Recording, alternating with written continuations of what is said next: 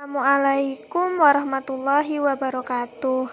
Ya, teman-teman, perkenalkan nama saya Rizka Setiawati. Di sini saya akan memberikan penjelasan mengenai soal UTS tahun lalu mata kuliah Manajemen Keuangan 2. Berikut adalah soal nomor 1. Untuk yang A, perbedaan saham preferen dan saham biasa. Saham preferen memiliki keistimewaan dibandingkan dengan saham biasa, antara lain, pemegang saham preferen mempunyai hak untuk menerima terlebih dahulu bagian keuntungan bersih perusahaan sebelum pemegang saham biasa. Pemegang saham preferen juga mempunyai hak kumulatif dividen. Artinya, jika tahun ini perusahaan tidak membukukan keuntungan dan karenanya tidak membagikan dividen, maka pemegang saham preferen berhak untuk memperoleh pembagian dividen tahun ini ditambah dividen tahun depan. Hak istimewa lain yang dimiliki pemegang saham preferen adalah hak untuk klaim aset terlebih dahulu sebelum pemegang saham biasa pada saat perusahaan dilikuidasi. Namun demikian, pemegang saham preferen tidak mempunyai hak suara dalam RUPS. Selanjutnya, saham biasa menunjukkan kepemilikan atau klaim terhadap aset perusahaan. Pemegang saham biasa atau common stock mempunyai hak suara dalam rapat umum pemegang saham atau RUPS. Hak suara ini ditunjukkan dengan jumlah lembar saham yang dimiliki. Selain itu, pemegang saham biasa juga mempunyai hak untuk menerima pembagian keuntungan perusahaan. Hak lain yang dimiliki oleh pemegang saham biasa adalah hak preemptif, yaitu hak untuk memberi terlebih dahulu saham baru yang diterbitkan oleh perusahaan. Selanjutnya, yang B adalah perbedaan nilai buku, nilai pasar, dan nilai intrinsik saham. Nilai buku per lembar saham itu menunjukkan besarnya aktiva bersih bagi pemegang saham. Kemudian nilai pasar saham adalah nilai yang terjadi atau berlaku di pasar atas selembar saham pada saat tertentu. Kemudian nilai intrinsik saham adalah harga atau nilai saham yang seharusnya atau harga saham yang sesungguhnya. Nilai intrinsik ini menunjukkan nilai fundamental dari saham tersebut.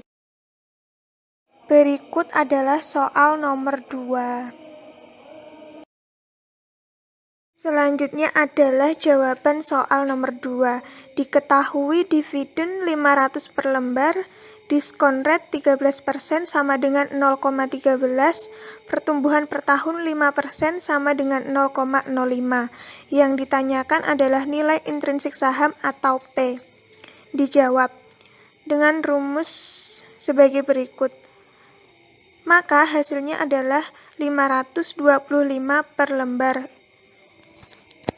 Kemudian kita cari nilai P dengan rumus D1 dibagi K min G. 525 dibagi 0,13 min 0,05. Hasilnya adalah 6.562,5. Jadi nilai intrinsik saham tersebut adalah sebesar 6.562,5 per lembar. Berikut adalah soal nomor 3. Selanjutnya adalah jawaban soal nomor 3. Diketahui intermediate-nya adalah 50 juta. Kemudian N sama dengan 5. I sama dengan 18% per tahun. Ditanyakan pembayaran angsuran per tahun dan schedule pembayaran angsuran pinjaman. Dijawab dengan rumus sebagai berikut. 50 juta sama dengan loan payment dikali P Viva I kali N. Sama dengan 50 juta sama dengan loan payment dikali P Viva 18% dikali 5. P Viva dari 18% dikali 5 adalah 3,1272. Ini adalah hasil kalkulator dari P Viva 18% kali 5. Hasilnya 15.988.743,5 9224277. Selanjutnya yang B adalah mencari schedule of debit payment. Kita harus membuat tabel amortisasi agar dapat menghitung schedule dari debit payment. Tabel tersebut terdiri dari tahun, kemudian pinjaman, kemudian bunga, angsuran pokok, dan total angsuran. Isi dari tabel berikut ini akan dijelaskan pada slide berikutnya. Jumlah utang di awal tadi adalah 50 juta. Kemudian N sama dengan 5 tahun dengan bunga 18% sama dengan 0,18%. Kita tadi sudah menghitung angsuran per tahun yaitu sebesar 15.988.743,924277. Untuk tahun yang pertama, kita hitung bunga dengan cara 0,18 dikali 50 juta, hasilnya adalah 9 juta. Dimasukkan ke dalam tabel bunga tahun pertama. Kemudian amortisasi, yaitu 15 juta sekian tadi dikurangi dengan bunga di tahun pertama, hasilnya 6.988.743, dimasukkan ke dalam tabel angsuran pokok tahun pertama. Kemudian cara menghitung saldo utang adalah 50 juta dikurangi dengan angsuran pokok di tahun pertama. Hasilnya adalah 43 juta 11.256, dimasukkan ke dalam total angsuran tahun pertama. Kemudian tahun kedua, cara menghitung bunga adalah bunga sebesar 0,18 dikali dengan total angsuran tahun pertama yaitu 43 juta sekian. Hasilnya adalah 7.742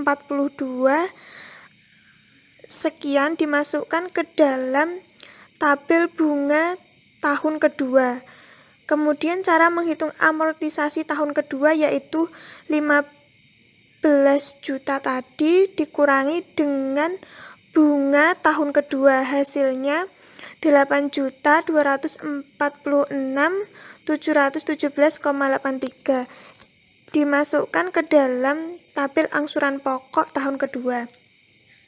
Kemudian cara menghitung saldo utang tahun kedua yaitu total angsuran tahun pertama dikurangi dengan angsuran pokok tahun kedua, hasilnya 34.764.538,25, dimasukkan ke dalam tabel total angsuran tahun kedua. Selanjutnya tahun ketiga, bunga 0,18 dikali total angsuran tahun kedua yaitu 34 juta, hasilnya 6.257.616, diletakkan pada tabel bunga tahun ketiga. Untuk menghitung amortisasi tahun ketiga yaitu 15 juta dikurangi dengan bunga di tahun ketiga tadi, hasilnya 9.731, dimasukkan ke dalam angsuran pokok tahun ketiga. Lalu untuk menghitung saldo utang tahun ketiga yaitu total angsuran tahun kedua dikurangi dengan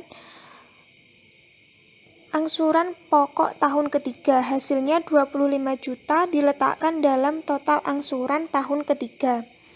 Selanjutnya tahun keempat, menghitung bunga 0,18 dikali dengan total angsuran tahun ketiga, hasilnya 4 juta, diletakkan pada tabel bunga tahun keempat. Selanjutnya untuk menghitung amortisasi tahun keempat yaitu 15 juta dikurangi dengan bunga di tahun keempat, hasilnya 11.482, diletakkan pada tabel angsuran pokok tahun keempat. Lalu untuk menghitung saldo utang tahun keempat yaitu total angsuran tahun ketiga dikurangi dengan angsuran pokok tahun keempat, hasilnya 13.550 diletakkan pada total angsuran tahun keempat. Selanjutnya tahun kelima, menghitung bunga 0,18 dikali dengan total angsuran tahun keempat. Hasilnya 2.439 diletakkan pada bunga tahun kelima. Lalu menghitung amortisasi, yaitu 15 juta dikurangi bunga pada tahun kelima. Hasilnya 13.549 diletakkan pada tabel angsuran pokok tahun kelima. Kemudian saldo utang tahun kelima adalah total angsuran di tahun keempat dikurangi dengan angsuran pokok tahun kelima. Hasilnya 1060,01. Ini adalah sisa angsuran yang harus dibayarkan. Berikut adalah soal nomor 4. Ini adalah lanjutan soal nomor 4. Selanjutnya adalah jawaban soal nomor 4. Struktur DA yang pertama yaitu 40%. Utang 40% dikali 4 juta hasilnya adalah 1.600.000. Kemudian dengan bunga 8% dikali 1.600.000 hasilnya adalah 128.000. Jumlah sahamnya yaitu sebesar 90% dikali 100 lembar sama dengan 90.000 lembar. Kemudian kita hitung dalam tabel. Probabilitas penjualan kondisi ekonomi buruk sebesar 0,2 dan probabilitas penjualan baik sebesar 0,3. Dengan EBIT kondisi ekonomi buruk sebesar 200.000 dan EBIT dari kondisi ekonomi baik sebesar 1.300.000. Cara menghitung bunganya yaitu dengan cara di awal tadi 8% dikali 1.600.000 hasilnya 128.000. Jadi bunga dari kondisi baik dan buruk adalah sebesar 128.000. Kemudian mencari EBT. Caranya adalah EBIT dikurangi bunga, 200.000 dikurangi 128.000 hasilnya 72.000. 1.300.000 dikurangi 128.000 hasilnya 1.172.000. Kemudian menghitung pajak. Pajaknya adalah sebesar 30%. 30% dikali 72.000 hasilnya adalah 21.600 rupiah. Kemudian 30% dikali 1.172.000 hasilnya adalah 351.600 rupiah. Kemudian cara menghitung EAT adalah EBT dikurangi dengan pajak, 72.000 dikurangi 21.600 hasilnya 50.400. Kemudian 1.172.000 dikurangi 351.600 hasilnya adalah 820.400. Cara menghitung EPS yaitu EAT dibagi dengan jumlah saham yaitu 50.400 rupiah dibagi dengan 90.000 hasilnya 0,56. Kemudian 820.400 dibagi dengan 90.000 lembar hasilnya adalah 9,11. Ini adalah menghitung EPS yang diharapkan. Kondisi ekonomi baik probabilitasnya adalah 0,3 dikali dengan EPS di awal tadi yaitu 9,11 dikali maka hasilnya sebesar 2,733. Kemudian kondisi ekonomi buruk dengan probabilitas 0,2 dikali dengan EPS 0,56 hasilnya adalah 0,112. Jika dijumlah EPS yang diharapkan adalah sebesar 2,845. Kemudian menghitung KS dengan rumus KRF plus KM min KRF dikali beta. 6% plus 12% dikurangi 6% dikali 1,2 Hasilnya adalah 13,2%. Selanjutnya menghitung PO. Rumusnya yaitu EPS yang diharapkan dibagi dengan KS. Hasilnya adalah 21,55. Kemudian menghitung WACC, yaitu 0,2 dari probabilitas buruk dikali 8% dari bunga tadi, kemudian 1 min 30% dari pajak ditambah 0,3 dari probabilitas baik dikali 13,2% dari hasil KS tadi. Hasilnya adalah 5,08%. Selanjutnya struktur DA 50%. Utang 50% dikali 4 juta sama dengan 2 juta. Dengan bunga 11% dikali 2 juta hasilnya 220.000. Jumlah saham 90% dikali 100 lembar hasilnya 90.000 lembar. Kemudian menghitung dalam tabel dengan probabilitas penjualan kondisi ekonomi buruk sebesar 0,2 dan kondisi ekonomi baik sebesar 0,3. EBIT dari kondisi ekonomi buruk sebesar 200.000 dan EBIT dari kondisi baik sebesar 1.300.000 dari soal tadi. Kemudian bunganya adalah sebesar 220.000. Cara menghitung EBT yaitu EBIT dikurangi dengan bunga, yaitu 200.000 dikurangi 220.000. Hasilnya untuk kondisi ekonomi buruk sebesar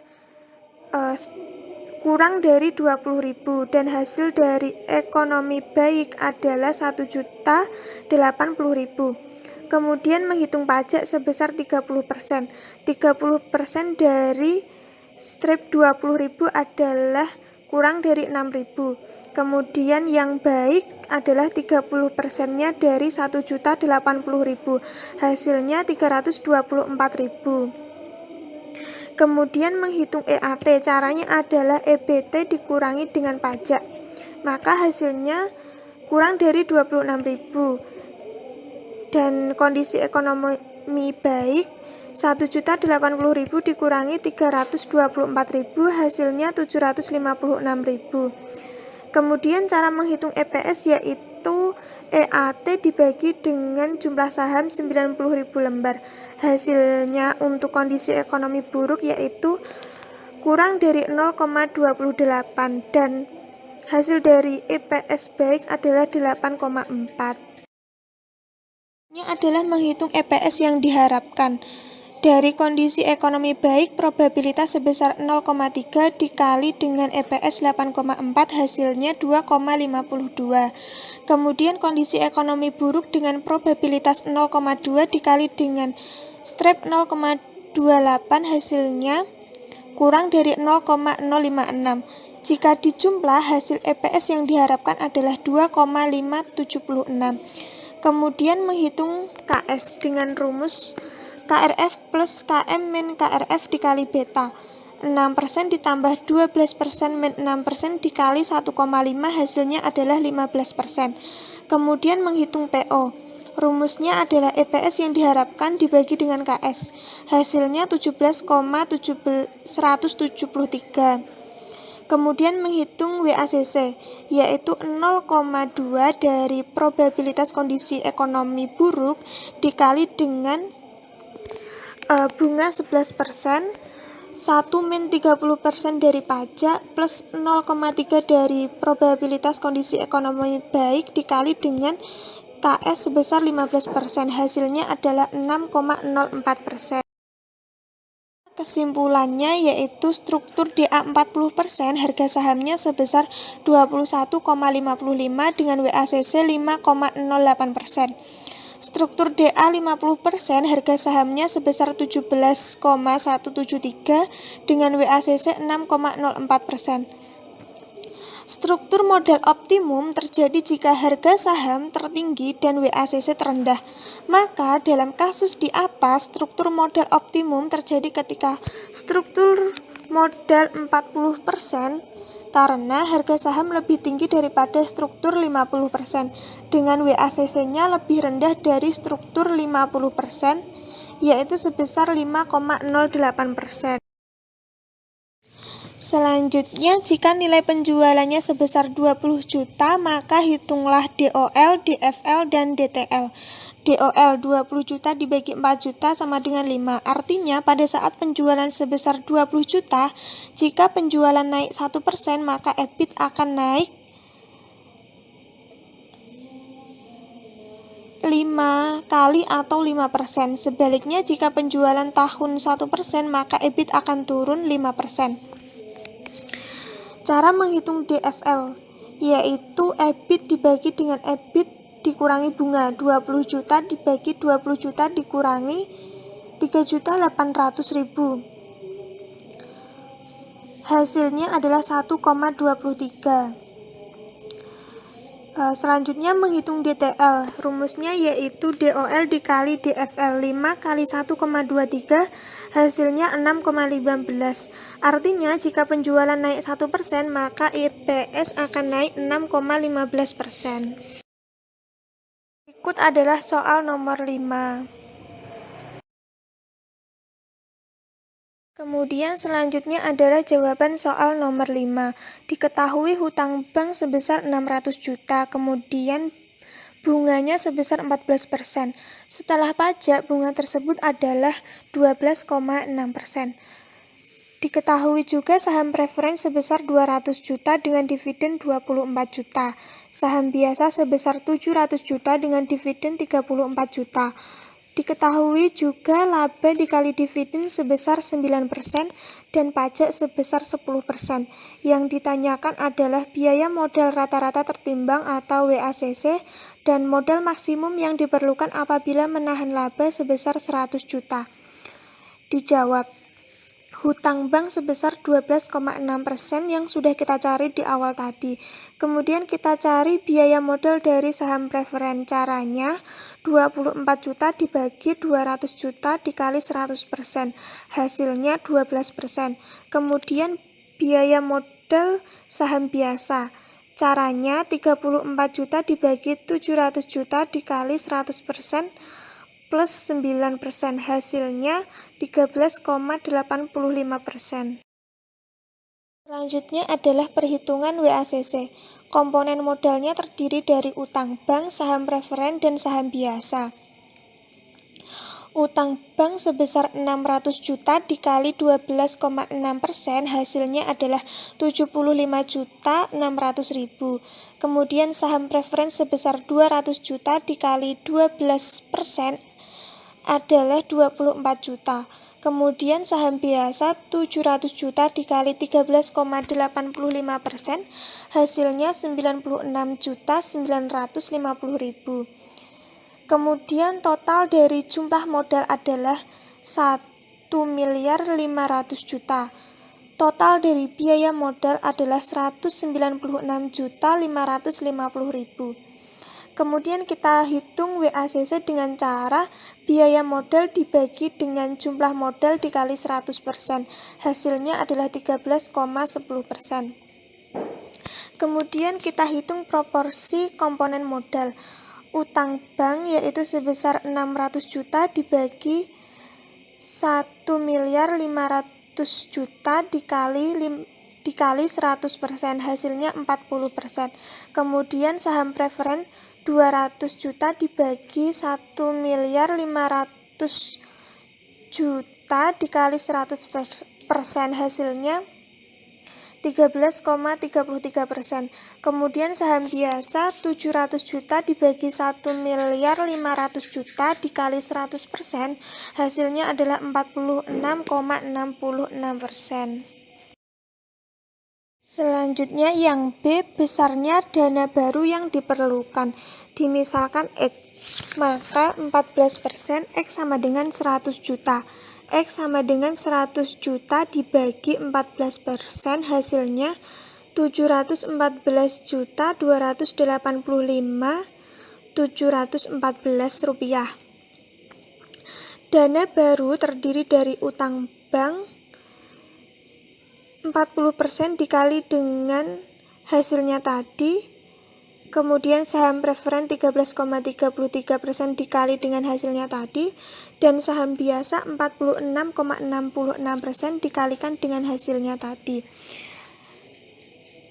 Lalu kita masuk ke dalam tabel WACC dengan tambahan dana baru.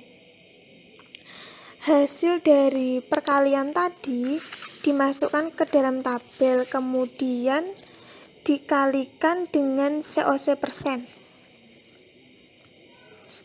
Utang bank 285 juta sekian dikali 12,6%, hasilnya adalah 36 juta. Saham preferen sebesar 95 juta sekian dikali 12%, hasilnya adalah 11.425.714 rupiah. Kemudian saham biasa 323 juta sekian dikali 13,85%, hasilnya adalah 44 juta sekian. Kemudian cara menghitung WACC-nya adalah biaya modal, jumlah dari biaya modal dibagi dengan jumlah modal dikali 100%, maka hasilnya adalah 13,10%. Baik teman-teman, terima kasih atas perhatiannya. Kurang lebihnya saya mohon maaf. Wabillahi taufiq wal hidayah. Wassalamualaikum warahmatullahi wabarakatuh.